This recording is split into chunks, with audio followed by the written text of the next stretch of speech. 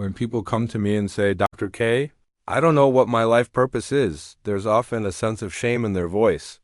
They feel like they're failing at something fundamental, like everyone else has it figured out, and they're the only ones left behind.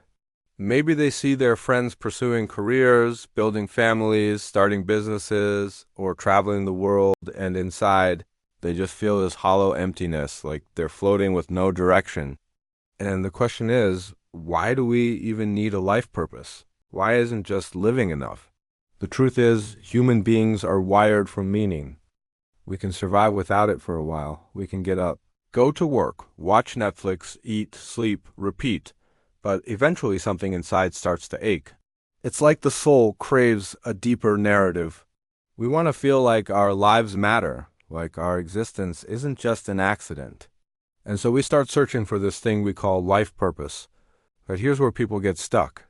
They imagine purpose as this single magical answer, like a locked treasure chest that, if they could just find the key, would suddenly make everything clear. And that's a trap. Purpose isn't usually something you find in one big epiphany. It's something you grow into. It's like a relationship. You don't meet someone once and instantly know they'll be your lifelong partner. It takes time, effort, vulnerability, and exploration. In the same way, purpose emerges gradually through action, reflection, and experience. The problem is, a lot of people wait. They sit around hoping their purpose will reveal itself while they're doing nothing. They think if they just read the right book, watch the right YouTube video, or meditate long enough, they'll wake up one day and know exactly why they were born. But that's not how it works. Life purpose is something that's forged, not found. And the forging process requires friction. It requires discomfort, failure, and confusion. That's why so many people miss it, because they avoid those things. They think purpose should feel good, when in reality, it often feels heavy. Think about people who discover their calling through tragedy. Someone loses a loved one to illness and dedicates their life to medical research. Someone grows up in poverty and builds programs to help others escape it. These purposes weren't gifts wrapped in joy. They were born from pain. And that doesn't mean purpose always has to come from suffering, but it does mean it's usually connected to the parts of life that move us the most deeply, and those parts are rarely comfortable. So if you're sitting there thinking, I don't know what my purpose is, maybe that's not a failure. Maybe it's an invitation. Maybe it means you haven't lived enough of the questions yet. Rainer Maria Rilke has this quote that I love. He said, "Live the questions now." Perhaps you will then gradually, without noticing it, live along some distant day into the answer. Purpose is like that. You can't force it to show up on command, but you can live in a way that invites it. And this is where we have to get real about modern life. Because one of the reasons so many people today feel lost is that our environment doesn't naturally guide us toward purpose. In older societies, your role was kind of predetermined. You grew up in a farming family, you became a farmer. You grew up in a family of merchants, you became a merchant. Purpose was handed down through tradition, religion, or culture. You didn't really get to choose. That had its downsides, a lack of freedom, rigidity, but it also meant you weren't drowning in endless options. Today, we live in a world where theoretically you can be anything. And instead of that being liberating, it's paralyzing. Psychologists call it the paradox of choice. Too many options make us freeze, second-guess ourselves, and feel like no matter what we choose, it's wrong. So when young people say, I don't know what to do with my life, that's not laziness. That's the burden of too much possibility. And unfortunately, instead of guiding people, our culture often makes it worse. Social media bombards us with images of people who seem to have found their purpose. Influencers who live their passion, entrepreneurs who turned their dream into reality, artists who followed their heart.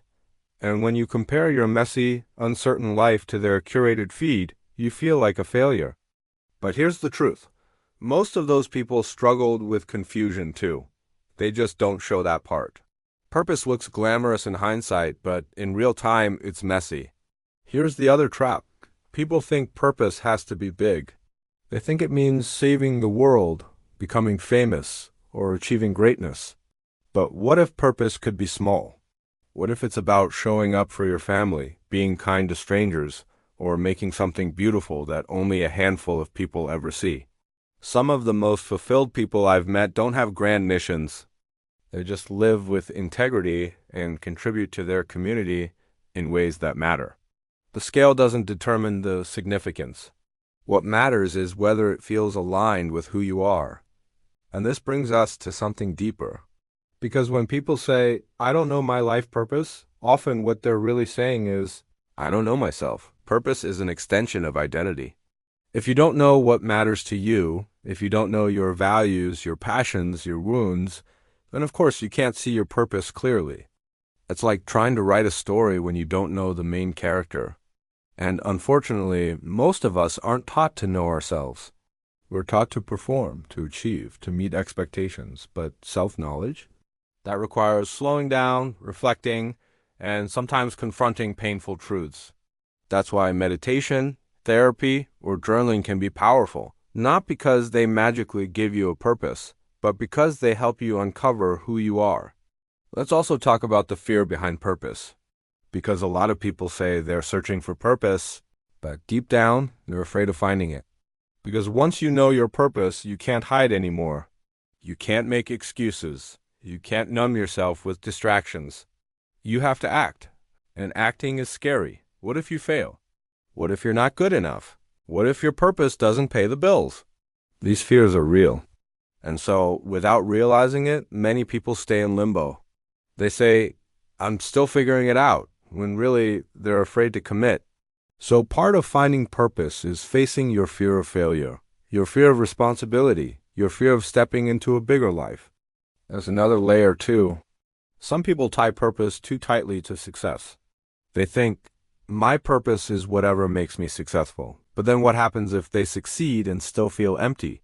I've coached people who climbed the ladder, achieved their goals, and then said, is this all there is? That's because purpose and success are not the same thing. Success is external. Purpose is internal. Success is about results.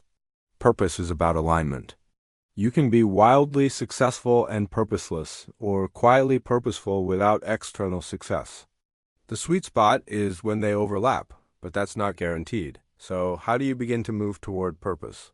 Not by waiting for certainty, but by experimenting, by following curiosity, by noticing what energizes you and what drains you, by paying attention to the moments when you lose track of time or when your heart feels alive.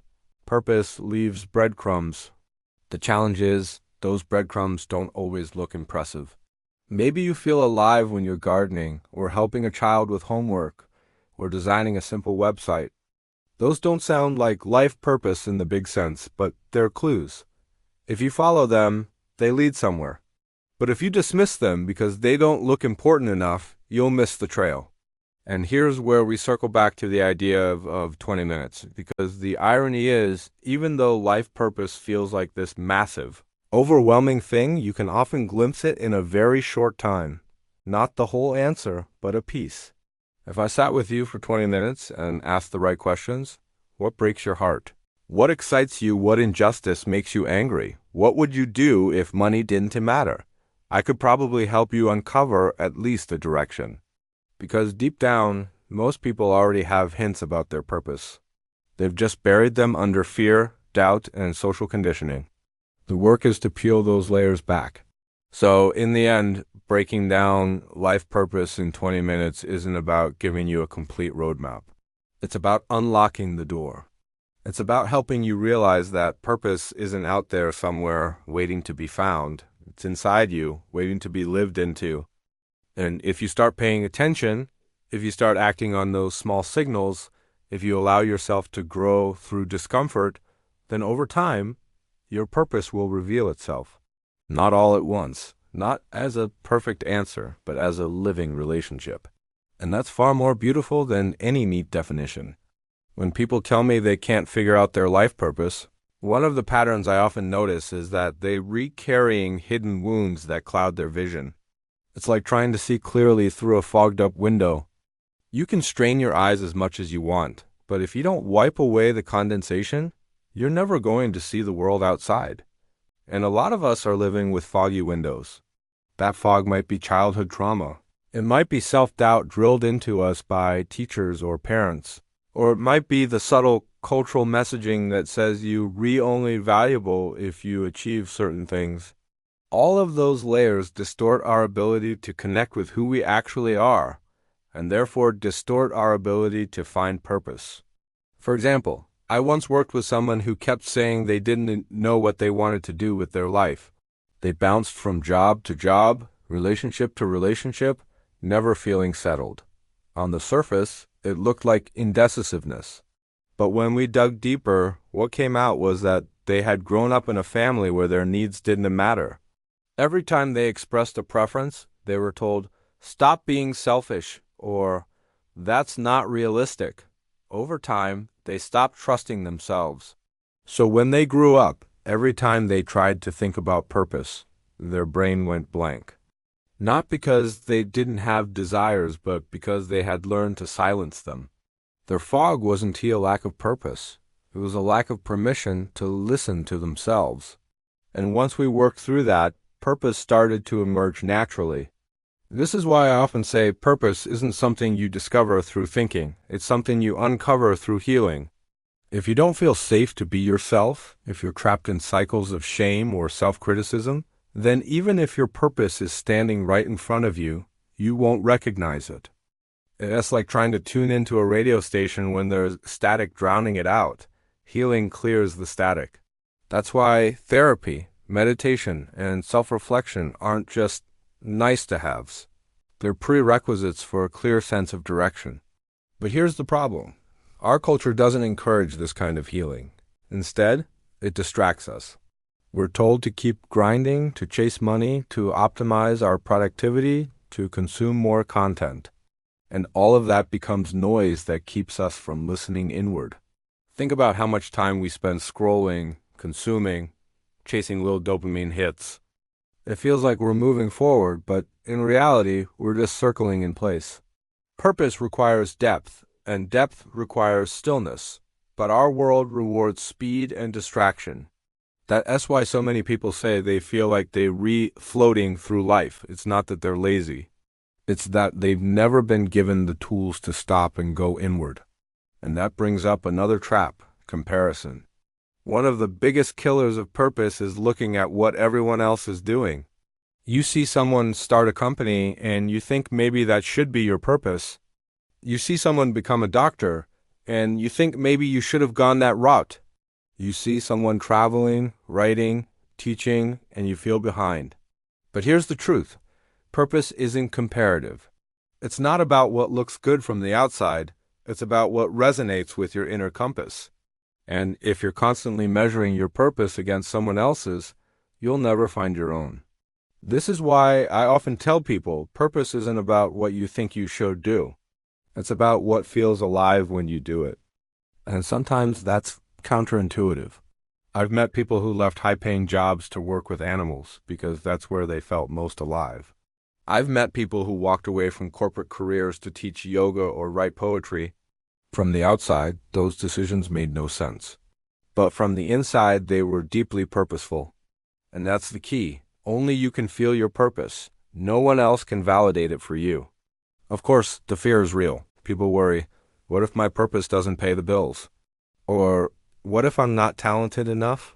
And those fears aren't irrational. We live in a world where survival and money are real concerns.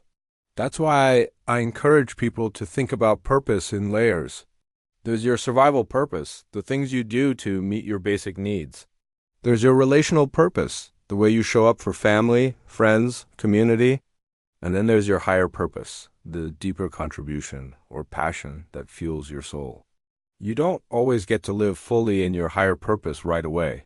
Sometimes you have to stabilize your survival needs first. And that's okay.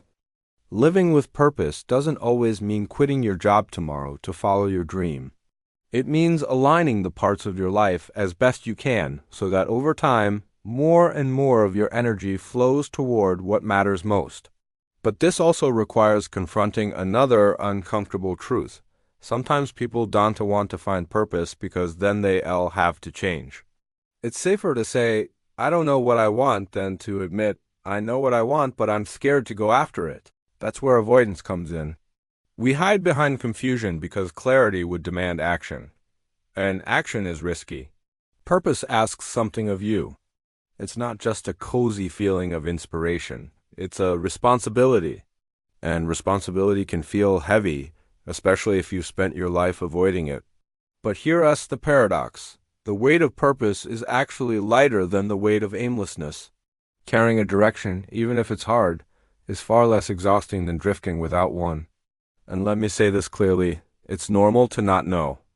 If you're in your 20s, 30s, even 40s, and you're still figuring it out, that doesn't mean you're broken. It means you're human. Purpose unfolds at different times for different people. Some find it early, others much later. That doesn't make one life more valid than another. What matters is whether you're moving toward greater alignment, not how fast you get there. If you take one thing away from this, let it be this. Purpose is less about what you do and more about how you do it. You could be a teacher, a mechanic, an artist, or a parent. If you show up with intention, love, and authenticity, you're living with purpose. On the flip side, you could be a millionaire CEO, but if you're disconnected from yourself, you might still feel purposeless. So stop looking for the perfect external role and start cultivating the inner qualities that make any role purposeful. And that brings us to the final piece for now, the importance of starting small. You don't have to solve your whole life purpose today. You don't have to find the grand mission. Just pick one small action that feels aligned and do it. Maybe it's volunteering, maybe it's writing one page, maybe it's reaching out to someone you admire. Those little steps accumulate. Over time, they create a pattern, and that pattern becomes your path. Purpose is less like a lightning bolt and more like a trail of footsteps. Each step doesn't reveal the whole journey, but if you keep walking, eventually you look back and realize you've been living with purpose all along.